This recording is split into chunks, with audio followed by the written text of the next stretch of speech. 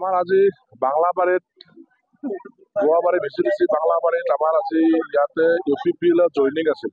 UPPL running গভৰ্ণমেণ্টৰ member, UPPL সমৰ্থক ইয়াতে আমাৰ আজি 150 মান মানুহ জইন কৰিলে। BPF ৰানিং মেম্বাৰো জইন কৰিলে।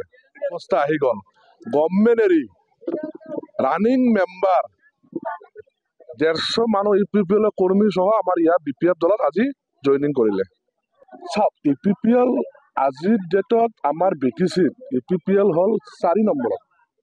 চাওক 1 নম্বৰত আপোনালোকে জানে আমাৰ পাব্লিকৰ গণভিত্তি আমাৰ BPFৰ এতিয়ালৈকে 1 নম্বৰত, 2 নম্বৰত BJP আছে, 3 নম্বৰত ধৰক হয়তো আমাৰ কেইটামান জেনেৰেল চেক্ৰেটাৰীত যিটো জেনেৰেল সমষ্টি আছে, বপেল সমষ্টি আছে, সেইবিলাকত হয়তো কংগ্ৰেছ থাকিব। 4 নম্বৰত UPPL থাকিব আৰু যিটো ST সমষ্টি আছে সেইটোতো 3 নম্বৰত থাকিব UPPL। এনেকুৱা পজিশন। কালি আমাৰ BPFৰ সভাপতি আমাৰ হাকাৰামা মহিলা ছাৰে যোৱাকালিও আহিছিল। 21 তাৰিখে আমাৰ ইফতাৰ পাৰ্টি আছিল।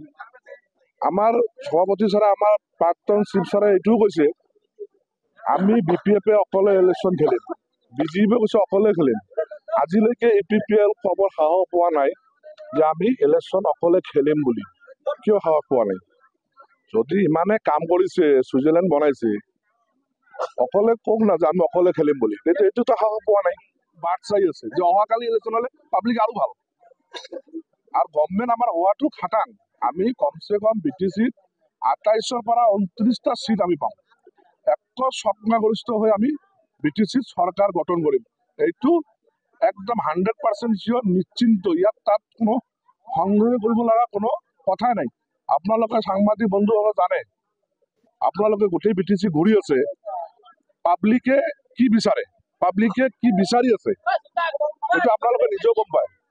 অহা ছেপ্টেম্বৰত ইলেকশ্যন আছে। ইলেকশ্যনৰ পিছত আপোনালোকে গম পাব যে পাব্লিকে কাক ছাপোৰ্ট কৰিলে, পাব্লিকে কি বিচাৰিলে, তেতিয়াহে গম পাব আপোনালোকে।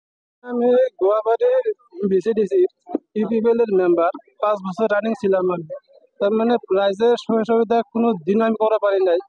তার মানে 5 বছরের মধ্যে চেয়ারম্যান আমার কোনো দায়িত্ব নেয় নাই, কোনো একটা কাম কাজ কিছু দেওয়া নাই, প্রাইমারি থেকে কোনো কিছু দেয় নাই। তার মানে আমার UPPL চরিত্রটা বিরাট খারাপ লাগছে। জন্য রাইজের সুবিধা আমি কিছু করা পারি নাই। তার জন্য আমি UPPL ত্যাগ করে আমি BPF জয়েনিং করলাম। প্রায় আমার লোকে 150 জন মানুষ আছে গোয়াবাড়ি BCDC।